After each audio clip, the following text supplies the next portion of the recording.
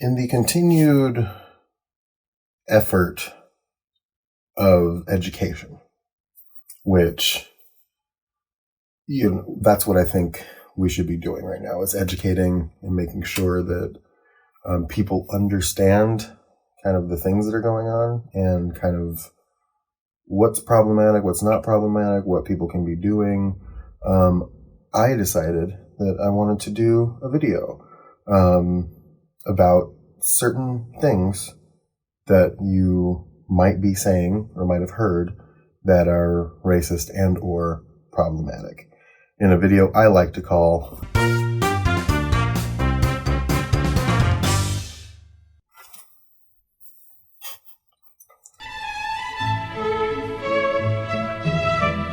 So I think this one, out of everything that I'm going to be talking about, is perhaps the most innocuous one, or seemingly innocuous one, because the idea behind it sounds like a unifying call, doesn't it? I don't see color. We're all one race. We're all the human race. And when you say something like that, sure, it's a nice idea. But I think the problem is that too many people don't see color. And I think that we should be striving for this justice and equality in all aspects. But until we get to a point where everybody is on the same level and equal, we have to see color.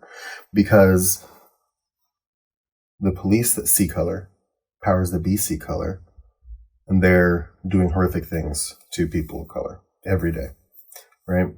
And the idea that you say, I don't see color, is predicated on the fact that everything is nice and good, right? When it's not.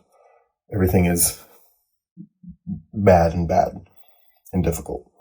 So you have to look at your friends, your acquaintances, your associates that are people of color, and see them for who they are and recognize the struggles that they have gone through and are continuing to go through, so that you can be educated and you can help to fix that problem. Saying I don't see color right now is not helpful. It really isn't.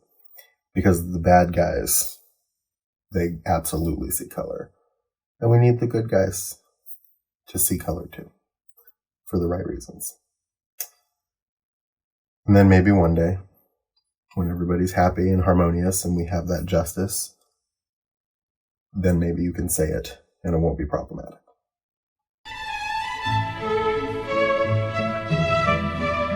Oh my God. I've got this one is a lot. This one, there's so much packed into this argument, because the basis of it, right, is that, look, sometimes things may be bad, but see it as a positive, right? This is the silver linings argument. Just because you have it bad now doesn't mean that you have it bad, It could be worse.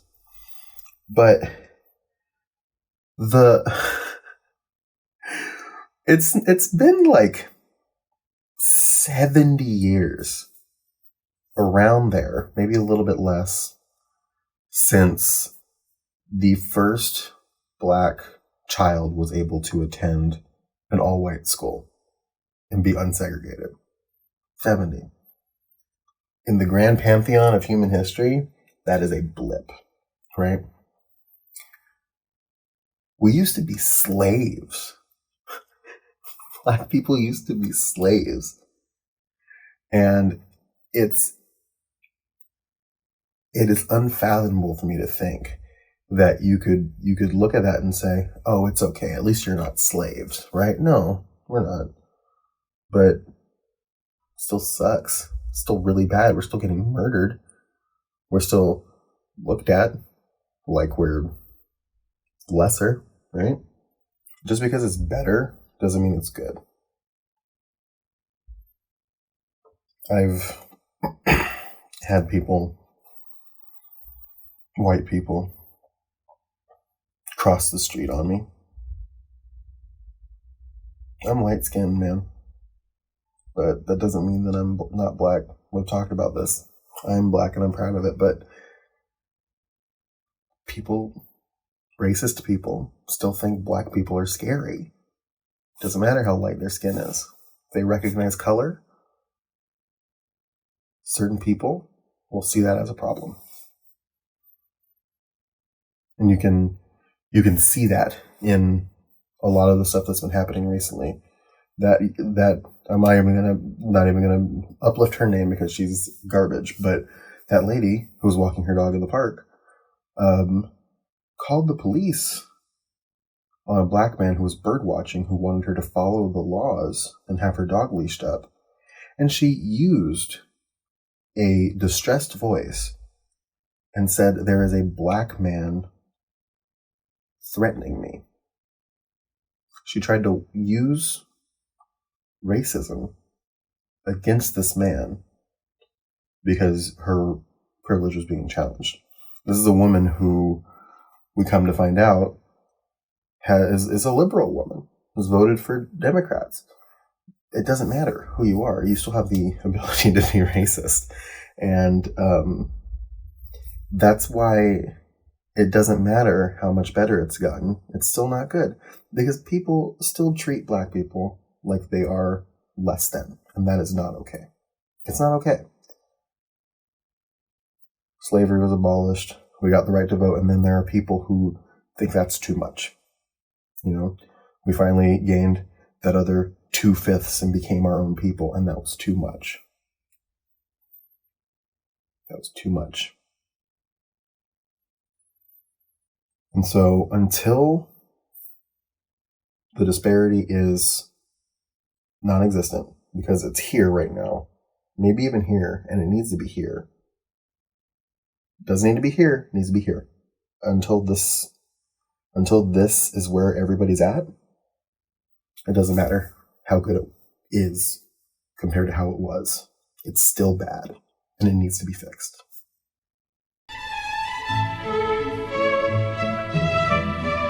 I'm not a racist, but here's a very racist thing that I'm going to say. And it doesn't count because I covered my ass. That's not okay. I'll put this in a way that I think everybody can understand and pull it outside of the realm of race for just 1 second. If I say, no offense, but you know that I'm about to say something offensive. Like, I'm going to say something about you that's going to offend you, but I'm trying to cover for myself and say, oh, no offense. I don't mean any offense by this. When you qualify something like that, you're trying to give yourself carte blanche to say whatever you want without fear of repercussion because you have said, oh, no, I don't mean. That's super problematic for a lot of reasons. So then if we take that, everybody knows what that means. So if we take that and we pull it back into the realm of race, I'm not racist, but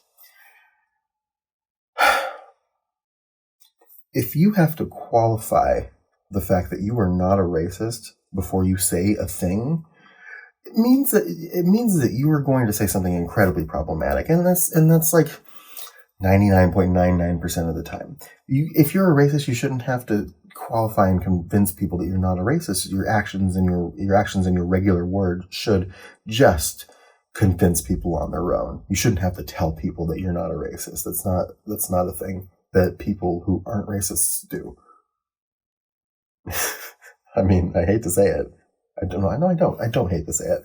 When you say things like that, you're not learning from those experiences. Our job as people and as equals and as brothers and sisters and humans is to take those biases, learn from them, and fix them. Repair your biases. Educate yourself and fix these things in your head. Just don't say racist things. If you don't say racist things, you don't have to qualify the racist things you're about to say by saying, I'm not a racist, but. It's simple math. I hate math personally, but it's simple math.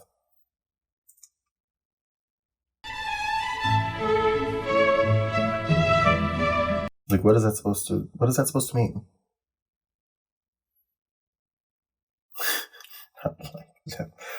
that supposed to mean? The problem that I think a lot of Black kids struggle with as they're coming up in the world, growing up, and it's something that I struggled with too, is the concept of blackness and not being black enough, and having to come to terms with that fact, and then eventually having the talk with their parents. I brought up the talk before, the talk where you learn that no matter what you do, you're going to be black, and some people aren't going to like that. It doesn't matter. When you say, oh, I don't mean you, you're not like them, what that is doing, it is separating Black people and fitting them into neat little categories. And when you say something like that to your Black friend or acquaintance, and usually this is accompanied by saying something super heinous about Black people, right? When you say this about your Black acquaintances and friends, what you do is you take the person that you were talking to, remove them from who they are, and put them into your neat little circle of what the white person considers to be acceptably Black, right? No, it's over here. It doesn't matter who you come in contact. Everybody's Black. Like them doesn't mean anything. What are you trying to say? Like, you're not a thug. Thug is another word that you shouldn't say. You're not ratchet. You're not ghetto. Those are also things that you shouldn't say. It's just Black. It's just people. That's the big problem. Because what people think that they're trying to say is that, like, oh, you're not a criminal. We're friends. I get you. I understand you. And they think that it's helping. And they think that it's nice. And they think that it's sweet and whatever. But it's not. That's exactly what you're doing, is you were creating a definition of what is okay in the banner of being Black as created by white. And you're trying to remove somebody from what it actually is, which is just culture, and put them in your little circle. Your circle, quite frankly, is bullshit. You need to get rid of the circle and recognize the people of color around you as who they are. I'll use this as an example because I know he won't be upset with me, and I know he'll understand. My friend Cole is from Tennessee, right? And a lot of people in the country, because of those biases, have a really weird perception of people from the South, right? And that's also been a thing that is wrong for a very long time. And so my friend Cole is from the South. And imagine if I was talking mad shit about people from Tennessee and from the South, and then I turned to Cole and I said, oh, but I don't mean you. You're not like them. How upsetting and belittling is that? How terrible is that to say to somebody? Sometimes you have to take these things and put it into the context of whiteness to kind of get it across. How terrible is that? Why would you say that to a person? So for you to say things like, oh, I don't mean you, you're not like those other Black people, because that's what the full context of what you have said is. How miserable of a person do you have to be to try and do that to another person? Don't say that. It sucks, and it's bad.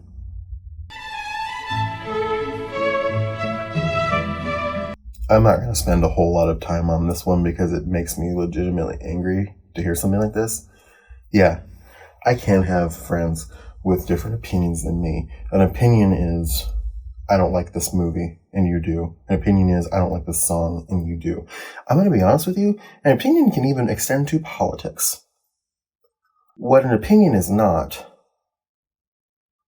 and if you think that this is an opinion, you're wrong, is that everybody deserves basic human rights.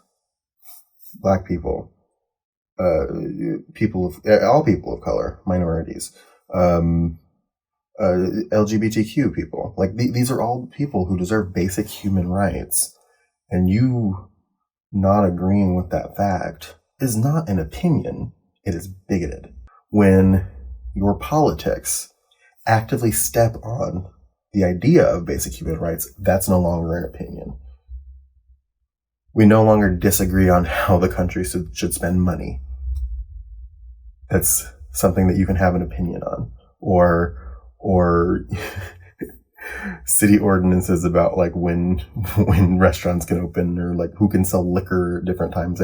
These are opinions that can be tied back to politics. When your politics stomp on basic human rights, that's no longer an opinion, and I can no longer be on board with you. And that's it. Black Lives Matter isn't an opinion. It is something that needs to be true. Because right now, they don't. They really don't. It's not an opinion. It's just a fact. And it needs to be fixed. So stop saying that your friends can have different opinions than you, because they can. But what's happening right now, they're not things you can have an opinion on. They're just things you need to know and be okay with. And if you disagree with that, you're part of the problem. It's as simple as that.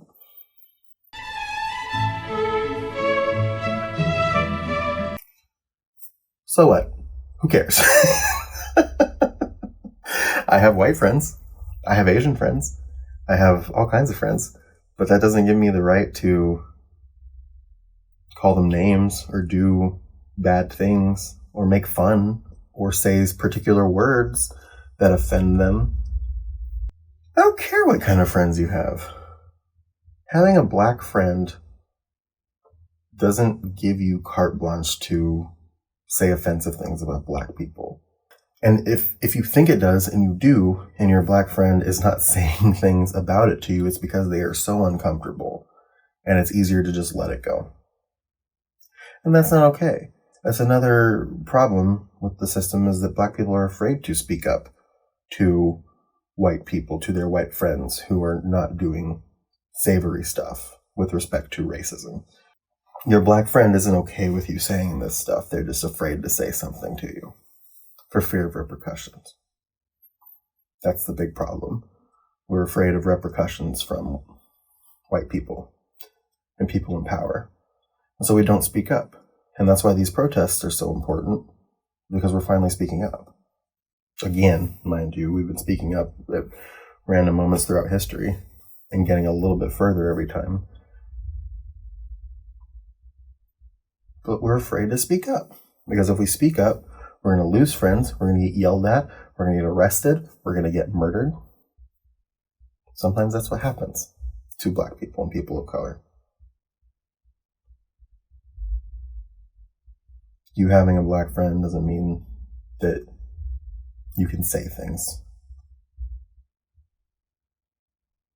What it means, and what it should mean, is that you have the ability to learn and sympathize and figure out how to help your black friend or friends, but you don't get to pull them back. You don't get to pull them down.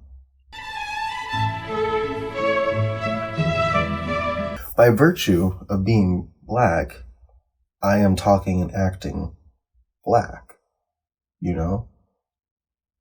Again, I hate to keep using the South as an example, but accents are regional. People from different parts of the country have accents. And if you're from Oregon and I talk to you and you don't have a Southern accent and I say, oh, you don't sound white, what kind of message is that sending? You don't act white because you're not from the South, you're not from New York, you're not from wherever around the country. What kind of ridiculousness? You would never go up to a white person. If you're a white person, you would never go up to a white person from somewhere different than you and say, you don't act white. Because the thought would never cross your head. The person is just white, right? They're just a Caucasian person making it through the world like everybody else. It would never cross your mind to say something dumb like that. So why would you say it to a black person? My skin is light, but I am black. I talk the way I talk, but I am black. That's all there is to it. It's that problem of the circle again. You're trying to take somebody from the culture and from the greater situation and put them in your circle. And your circle is what your expectations of what a black person should be is. That's not okay. Break it. Stop it. Be done.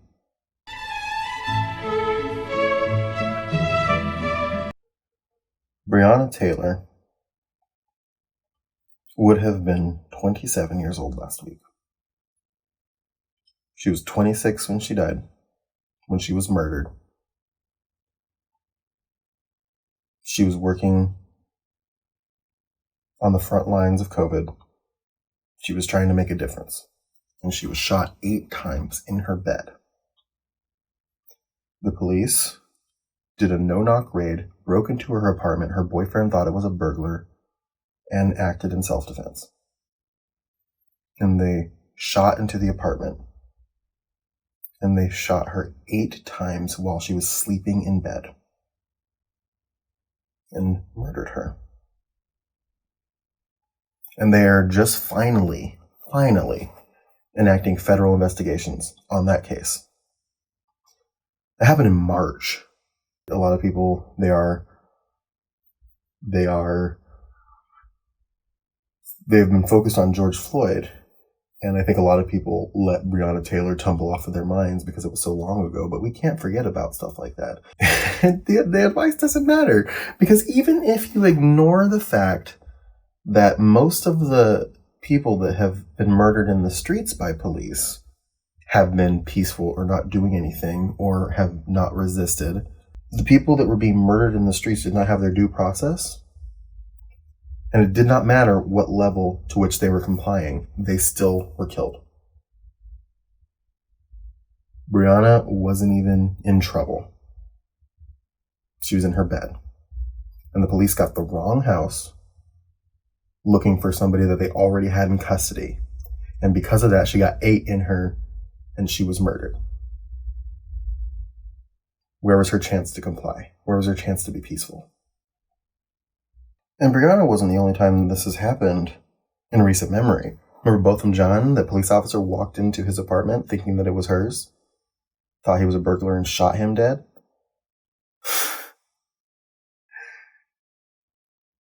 Police make mistakes and then people die and then it becomes okay.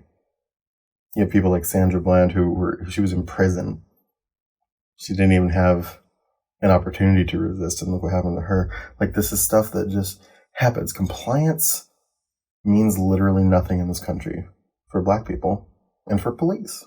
It doesn't. I used to work in retail, and the amount of times that I wanted to jump over a counter and strangle somebody for being hostile and rude and aggro was astounding. But I didn't, because I have some semblance of self-control. A kid in their early 20s working retail or working in a restaurant has more self-control and restraint than a police officer in this country. What does that say? Don't tell people to be polite and be compliant. Don't do it. Because it clearly doesn't matter. The granddaddy of them all lives matter. When you say all lives matter to a black person or to anybody, you are taking the point and shoving it so far up your own ass that it's surprising it does not come back out of your mouth. I hate to use that kind of like descriptor for it, but I mean, that's basically what it sounds like to me when you say all lives matter. You're taking the point and you're running it into the ground. Nobody ever said that black lives need to matter more. They just need to matter. We need help right now. Black lives clearly don't matter to a lot of people. And for all lives to matter, Black lives need to matter. This is another analogy that I've seen all over the place. If you have a row of houses and one of the houses is on fire, you're going to spray water at that house, right? You're not going to say, no, what about my house? All houses matter. Sure they do. But that one's on fire right now. That one needs help. That's kind of what it's like. All these little simple analogies you can make to help a wider issue. And people think that Black Lives Matter is this complex issue. And it's not. It's so simple. It's 3 words, and they mean exactly what they mean. Black lives matter. There is no extension past it. There are no other words at the end of it or before it. It's just Black Lives Matter. It's 3 words. 3 words. And they mean what they mean in and out of context. We just need help to make it a reality. Until Black Lives Matter, all lives can't matter. And that's 100% true. Because all implies everything. It's all encompassing. It's everything. It's everything. Everything. And because Black lives don't matter, it all isn't everything, right? All lives do matter. But that's so far beside the point right now. We need help. We are so behind, and we need your help to pull us forward. We need to make Black lives matter. That's what that means. I can't believe I have to explain this, but that's what that means. We just want Black lives to matter to everybody. And when you say all lives matter, it makes me feel like they don't matter to you.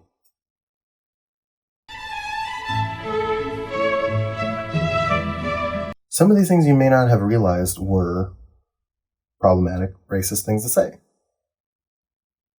And honestly, that's all right. Because you've watched this video now. And now you know. Now you are educated.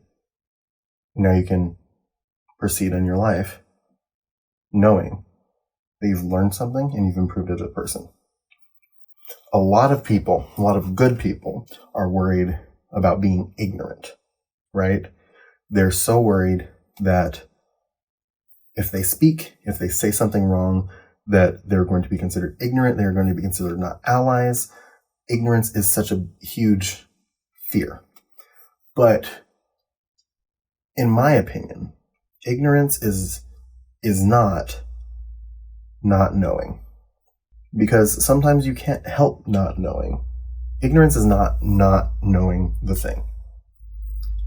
What I think ignorance is being educated and proceeding to not care, even after you know better. That's ignorance. I've said it before. If you have a heart that's willing to learn, willing to change, and be open, you're not ignorant. It just means you're a human. But if you actively hear these words and see how it affects people, and you don't change, that's where the problem starts. Be a friend, be an ally, be kind.